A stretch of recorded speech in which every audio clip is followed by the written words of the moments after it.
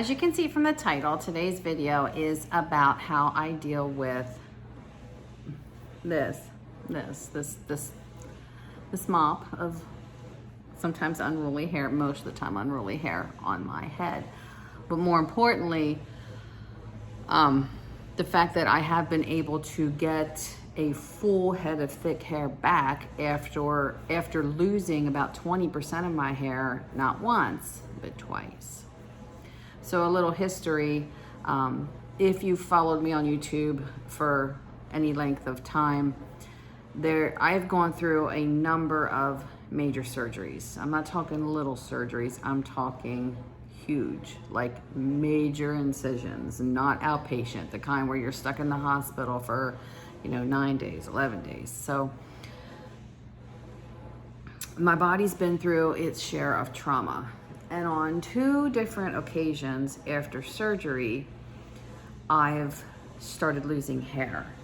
And not just, a little more hair in the brush, things like that. I'm talking excessive amounts of hair, where when I would wash it, I would go like this and I would have a handful of hair. I didn't get bald spots per se, but it would just thin all over. Like you could look up through here and you could just see all scalp. I mean, it was scary. It was super scary. I would notice that when I would try to put my hair in a ponytail, where I would wrap a hair tie around it 3 times normally, I was wrapping the hair tie around the pony 5 or 6 times, and I'd have this skinny little pony.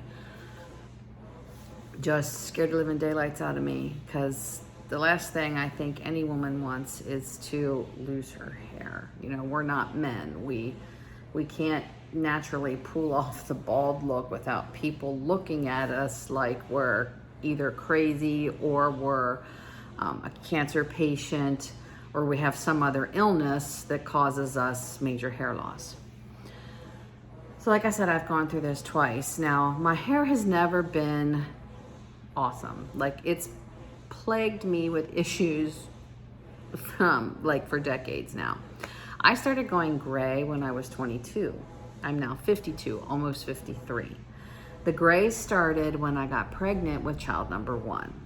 And I was told by my beautician at the time that the significant hormone changes of pregnancy can cause hair loss, can cause hair to prematurely turn gray.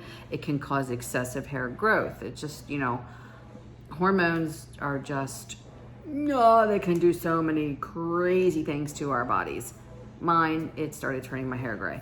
So I've been dyeing my hair for 30 years. 30 years of regularly dyeing my hair. I'm now at the point that I do have to dye my hair every 6 weeks. Every 6 weeks. I mean, this is only 4 weeks. And you can see as it comes in pure gray. It's just all new hair growth is solid gray. If I would not color it, I would have an entirely gray head of hair. I used to use box color. Most of my life I've used box color, dyed it myself in the bathroom. And then I had a mishap one time where the color that I had always used, the brand that I had always used, bought it like normal, dyed my hair, and my hair turned jet black, like blacker than black. Yeah, scared the living daylights out of me again. My family was looking at me going, oh my gosh, why did you do that? Oh, you look horrible. It's like, dude, I didn't try this. What happened? I don't know what happened. So that's when I was like, okay, done. Let's go to a salon and get this fixed. I went to a salon and they said it could have been a number of things. It could have just been the box was mislabeled, that the formula was put in the wrong box. It could have been that the box was very, very old. I didn't know that stuff like that could happen. So they had to fix it, they had to strip the color out of my hair. To do that was a lot of chemical processing. So then when they took the towel off my head and rinsed it out, took the towel off my head, now my hair was the color of Ronald McDonald. Like, it was this orange red that looked like my head was on fire. And I'm starting to get point where I'm gonna cry, like, oh my God, what have I done? I might as well just shave my head. And the girl was like, no, no, no, no, this is normal. This is what happens when we strip the hair. Now I'm going to color it the color you want. From that point on, I stayed going to a good salon. In Pennsylvania, I stayed with the same girl for probably 10 to 12 years. I stayed with her, and she is my miracle worker. Now I'm down here in Florida, and I've had to find another miracle worker, which I will say the girl I'm going to now does a great job on coloring the hair. Obviously, if you know me, you know I spend significant amounts of time in the sun. I shouldn't say significant, 1 day a week I spend in the sun. So my hair goes through a lot of trauma. Again, I'm in the sun, letting the sun just soak in there. I do the chemical processing every 6 weeks. But again, salon quality products, not department store off the shelf, big box store off the shelf, and not like a Walmart type salon. I go to somebody who's well-versed in how to care for hair and uses high-end products. So I do spend money on the hair. But back to the hair loss. It was something obviously that was out of my control. It eventually stopped. The hair loss eventually it stopped falling out. Again, my body had been through such trauma that's one of the ways that it was affected, was the hair follicles are like, nope, dying off, hair falling out. So the only thing that I can say as far as new growth, what I've done is I started a regimen of collagen for a year and a half now. But before I was doing that one hair loss was before I started the collagen. It eventually stopped falling out and eventually started growing back. I would notice that around the face, I would get like baby hair, new growth that would stick out. It literally looked like I had molted and was growing new hair. But this last time that I went through the hair loss, I had already been taking collagen. And collagen is part of my daily regimen. I do take powder form that I put in my tea. Ancient Nutrition is the brand that I use, and I never miss a day. Even when I go on vacation, my collagen comes with me. I'm disciplined that I never, ever, ever miss a day of my collagen. Collagen has helped me heal much faster from this last 2 surgeries that I've been through. It's good for your gut. It's good for your joints. It's good for your skin. It's good for your hair. It's like super food, good for your entire body, head to toe. And this last round of losing my hair did come back much faster. I'm back to a really thick, full head of hair. So, products that I currently am using in my hair. These have changed over the years. But I'm pretty set on the standards. I only use a salon quality shampoo and hair conditioner. Right now I'm using the Sebastian line of shampoo and conditioner. It is a strengthening and repair conditioner. Again, repairing from the loss. And I do love it. It has a great scent. And I'm big on quality. And I'll insert the clips of how I wash my hair. When I'm washing my hair, I do use my fingernails and really get down deep and try to remove as many dead skin cells along the scalp as possible. I lather up really good and rinse it, and then I actually repeat the process so that I am washing my hair 2 times.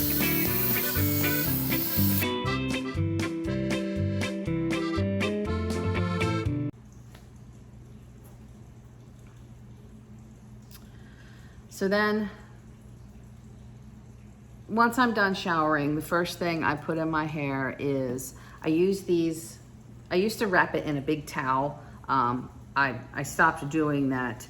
I now use these Kitsch brand microfiber scrunchies to, when the hair is wet, I just pull it up like this and wrap it in a scrunchie like that and let the towel soak up let the scrunchie soak up a lot of the excess moisture in the hair. And then after a while, I will take it back down, let this air dry, and that's it. Then I apply the Miracle Leave-In Conditioner by It's a 10. That does have keratin in it. It's good for stimulating hair growth. Spray this all over my hair and use a brush on it that's strictly meant for wet hair.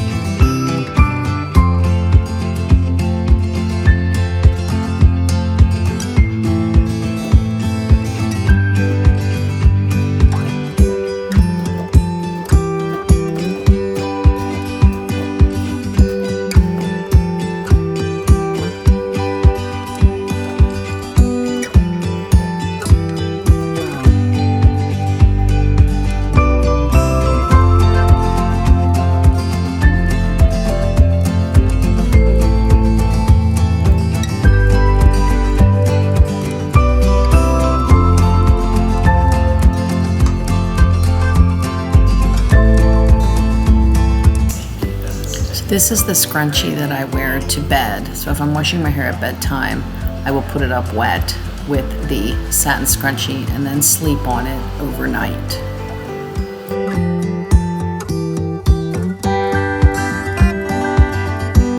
A lot of hairbrushes can be very harsh on your hair.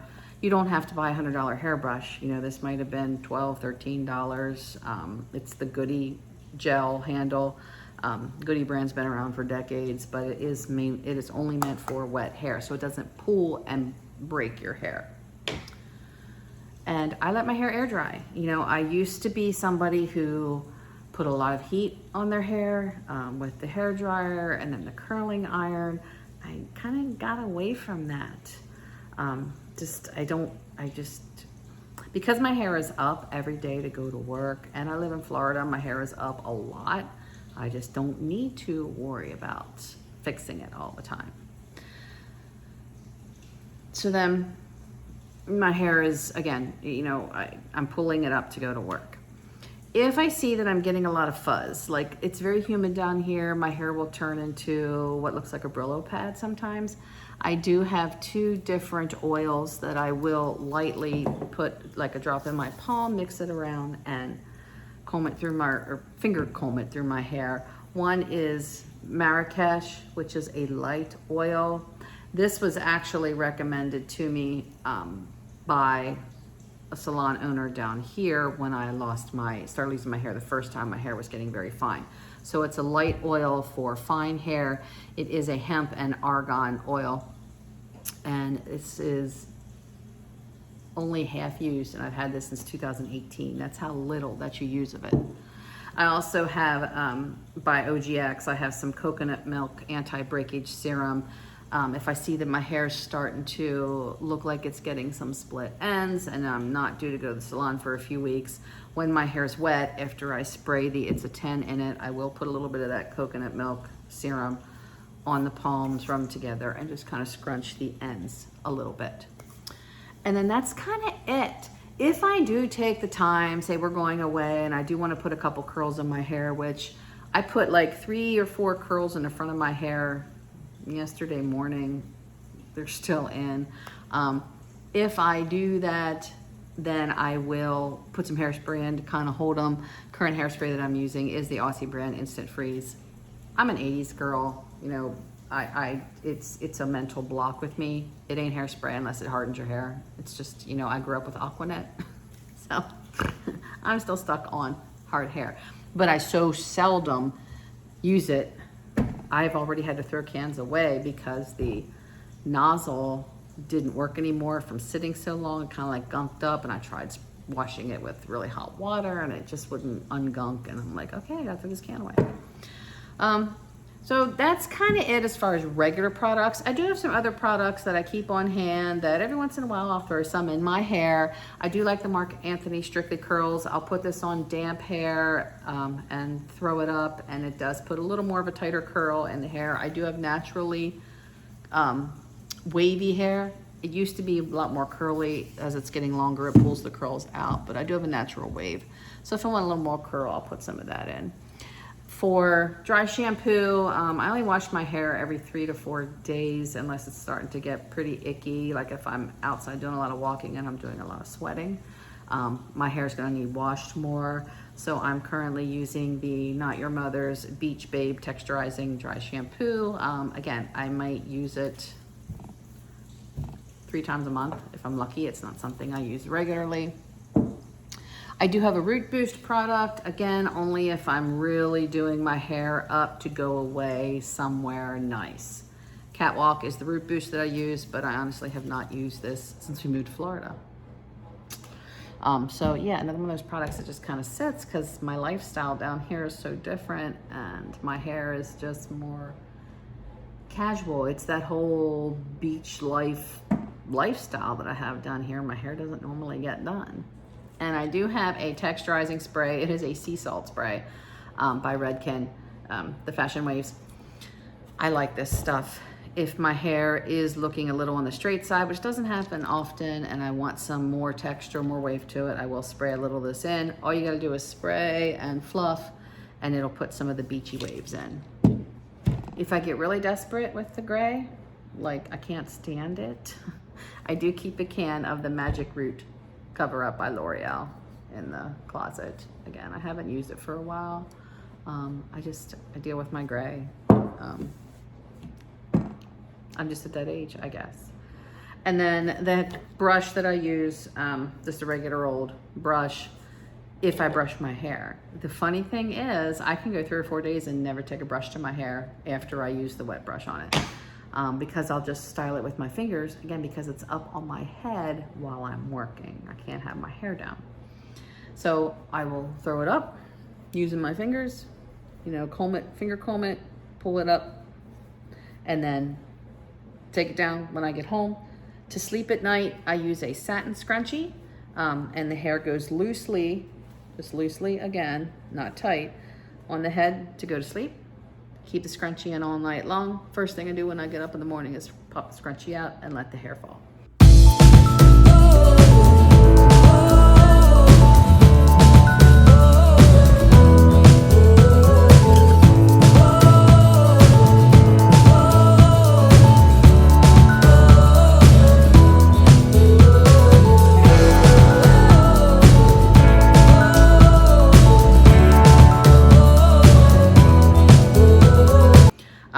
So I'll go days and never use a hairbrush, but if I am curling, put any kind of curling iron on my hair, I have the brush if I need it. And that's kind of it. You know,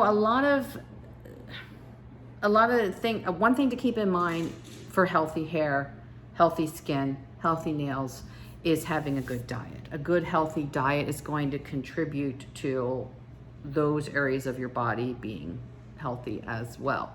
If you have a really shitty junk food, unhealthy, processed food, tons of unhealthy oils, lots of sugars in your diet, your hair, skin, and nails are going to be affected as well. Again, I torture my hair by being in the sun. I torture my skin by being in the sun. My nails are just, they're not unhealthy, they're very healthy, but I don't do anything to them.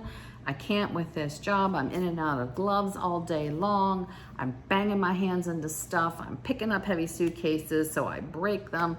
But they are very strong and they grow kind of fast. And I do attribute that to, because I don't do anything to the nails, I attribute that to the healthy diet and the collagen regimen.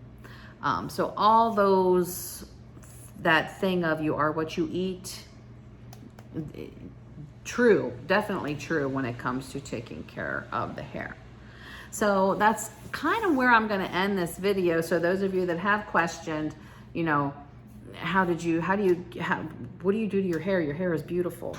thank you for the compliment. I don't know that there's any woman out there that actually loves their hair, because God knows mine tries me. It just tries me, but I can look at it and say, you know, it's come a long way, and I do have a decent head of hair again after twice losing about 20% of it. So I've been through the trauma of hair loss. I've got it to come back again. And if you are experiencing this, again, watch your diet, add some collagen, maybe up the game as far as some higher quality hair care products, and give that a try if you don't have a true medical reason for hair loss. I mean, obviously, medications that you're on can contribute to hair loss. If you are experiencing any kind of medical trauma to your body, you're gonna experience, you may experience the hair loss. Once you get through that and you don't have a reason to still be losing your hair, that's where what I'm telling you can possibly help you. So good luck out there if you are experiencing hair loss. Hopefully you'll get your hair back. Give some of the things I'm doing a try, and comment, subscribe, hit the bell for more notifications as I bring out new videos. It really helps me. I don't make any money on this channel. I don't have enough subscribers. I don't have enough views. I make no money. But I'd like to reach more people out there if they are struggling with different things in their life. And again, if you followed me for a while, you know my body has been through hell, but I'm healthier now at almost 53 than what I've been my entire life. So again, subscribe, stick around, and thank you for watching this video. I will talk to you soon. Bye.